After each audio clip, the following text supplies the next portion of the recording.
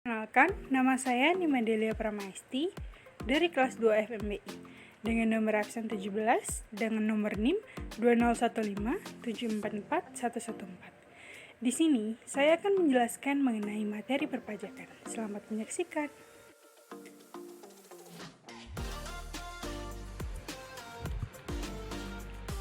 Pajak penghasilan umum. Definisi dari pajak penghasilan umum yaitu pajak yang dikenakan kepada orang pribadi atau badan atas penghasilan yang diterima atau diperoleh dalam 1 tahun pajak. Penghasilan yang dimaksud dapat berupa keuntungan usaha, gaji, honorarium, hadiah, dan yang lainnya. Kedua, subjek pajak. Yang termasuk ke dalam subjek pajak yaitu orang pribadi, badan, bentuk usaha tetap atau BUT, dan warisan yang belum terbagi sebagai satu kesatuan yang menggantikan yang berhak.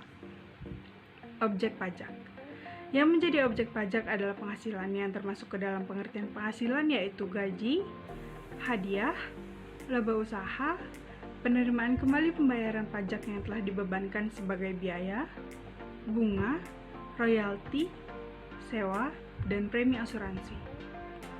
Bagaimana cara menghitung pajak penghasilan? Berikut merupakan tabel dari penghasilan tidak kena pajak dari WP orang pribadi dalam negeri. Yang kelima ada tarif pajak PPh. Besarnya tarif pajak PPh untuk WP dalam negeri menurut Undang-Undang Nomor 36 Tahun 2008 adalah sebagai berikut. Yang pertama ada WP orang pribadi dalam negeri. Berikut merupakan tabel lapisan penghasilan kena pajak dengan range penghasilan dan persenan. Yang kedua ada WP badan dalam negeri dan WP BUT adalah sebesar 28%. PPh pasal 21 dan 26. Dasar hukum PPh pasal 21. Pajak penghasilan sehubungan dengan pekerjaan, jasa kegiatan yang dilakukan oleh subjek pajak WP orang pribadi dalam negeri disebut PPh pasal 21 adalah pajak atas penghasilan berupa gaji, upah, honorarium, tunjangan, dan pembayaran lainnya dengan nama dalam bentuk apapun sehubungan dengan pekerjaan atau jabatan, jasa, dan kegiatan yang dilakukan oleh orang pribadi. Yang kedua ada wajib pajak PPh pasal 21.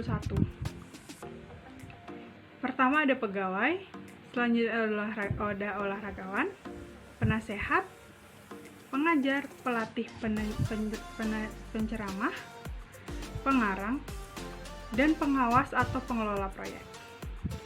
Selanjutnya ada biaya jabatan dan biaya pensiun. Dalam menghitung penghasilan itu untuk menghasilkan sehubungan dengan pekerjaan yang diterima oleh pegawai, berdasarkan Peraturan Dirjen Pajak Nomor 31 Tahun 2009, maka pengurang yang diperbolehkan untuk menghitung penghasilan itu adalah: yang pertama ada biaya jabatan yang besarnya adalah 5% dari penghasilan bruto dengan setinggi-tingginya 500.000 sebulan atau 6 juta per tahun. Biaya pensiun yang besarnya 5% dari penghasilan bruto setinggi-tingginya 200.000 sebulan atau 2.400.000 setahun. Bagaimana cara penghitungan pajak PPh pasal 21? Berikut saya berikan dalam bentuk tabel dengan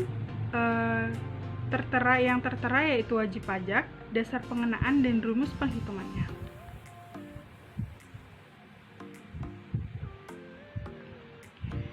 Selanjutnya pengertian dari PPh pasal 26. Pajak penghasilan pasal 26 adalah pajak penghasilan atas penghasilan yang diterima atau diperoleh wajib pajak luar negeri dari Indonesia selain penghasilan usaha yang diperoleh melalui BUT di Indonesia. Wajib pajak PPh pasal 26.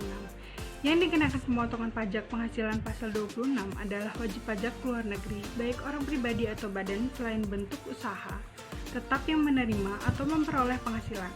Wajib pajak luar negeri yang dipotong PPh pasal 26 adalah yang merupakan pegawai, olahragawan, pemain musik, pembawa acara, penyanyi, pelawak, bintang film, pengarang, peneliti dan penerjemah, pengawas atau pengelola proyek, petugas penjaga barang dagangan, dan penerima royalti.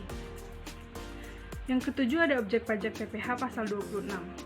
Penghasilan yang dipotong pajak, penghasilan pasal 26 terhadap wajib pajak luar negeri di Indonesia adalah meliputi penghasilan berikut.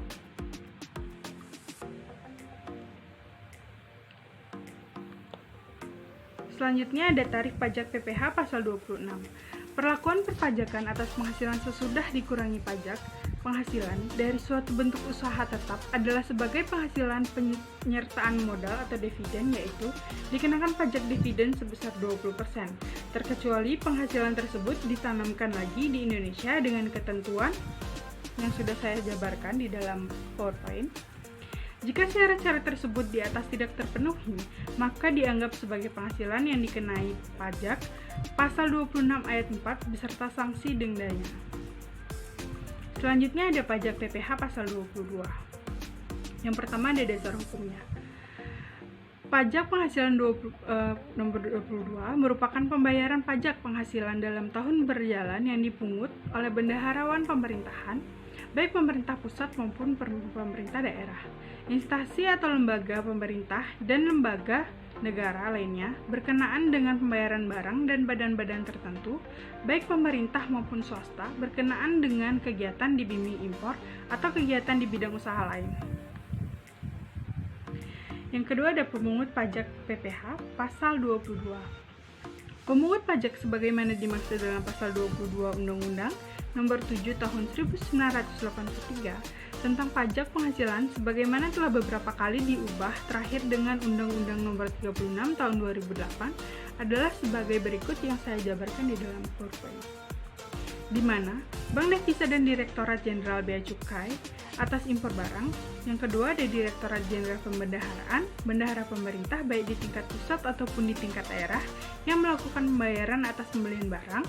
Yang ketiga ada Badan Usaha Milik Negara dan Badan Usaha Milik Daerah yang melakukan pembelian barang dengan dana yang bersumber dari belanja negara atau APBN dan atau belanja daerah atau APBD, kecuali badan-badan tersebut pada angka 4.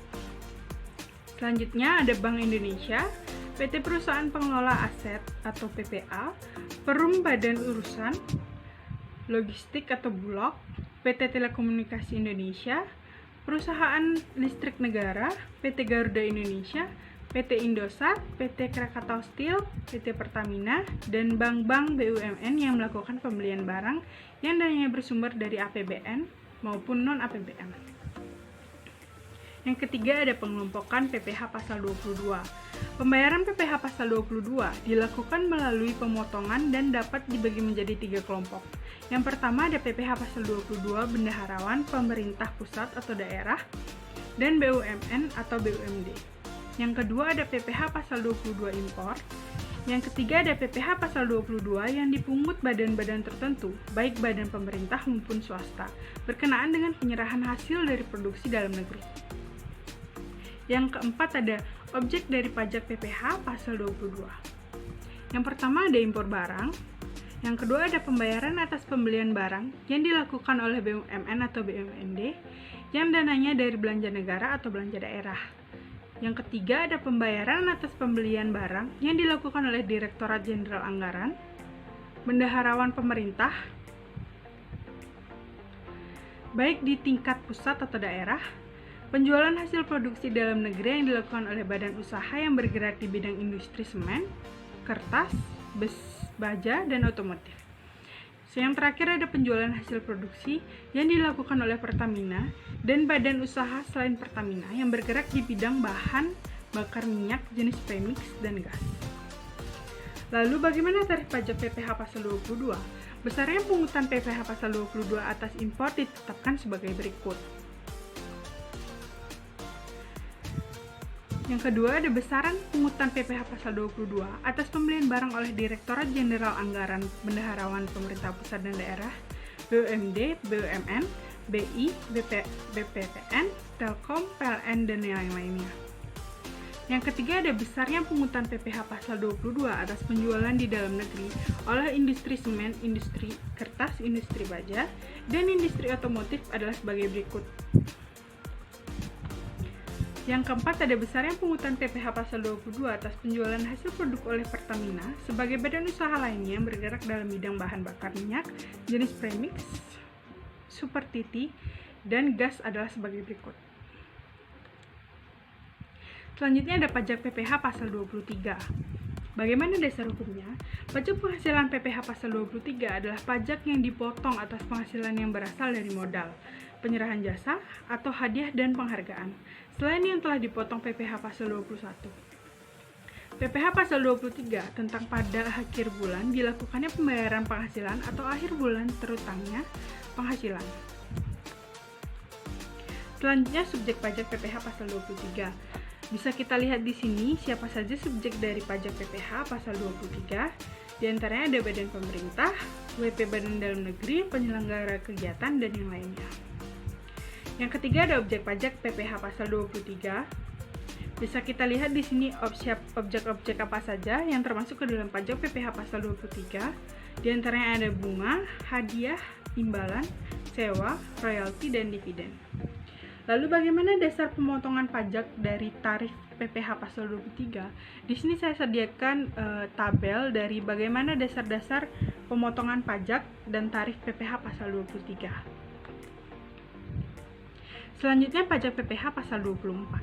Pengertian dari pajak penghasilan pasal 24 yaitu merupakan pajak penghasilan yang terutang atau dibayarkan di luar negeri atas penghasilan yang diterima atau diperoleh dari luar negeri yang dapat dikreditkan terhadap pajak penghasilan yang terutang atas seluruh penghasilan wajib pajak di dalam negeri. Tujuannya adalah untuk meringankan beban pajak ganda yang dapat terjadi karena pengenaan pajak atas penghasilan yang diterima atau diperoleh di luar negeri. Yang kedua ada penggabungan penghasilan. Untuk penggabungan penghasilan dan dari yang berasal dari luar negeri dilakukan sebagai berikut. Lalu, bagaimana jenis pajak yang dapat dikreditkan? Pajak yang dapat dikreditkan hanyalah pajak yang langsung dikenakan atas penghasilan yang diterima oleh wajib pajak.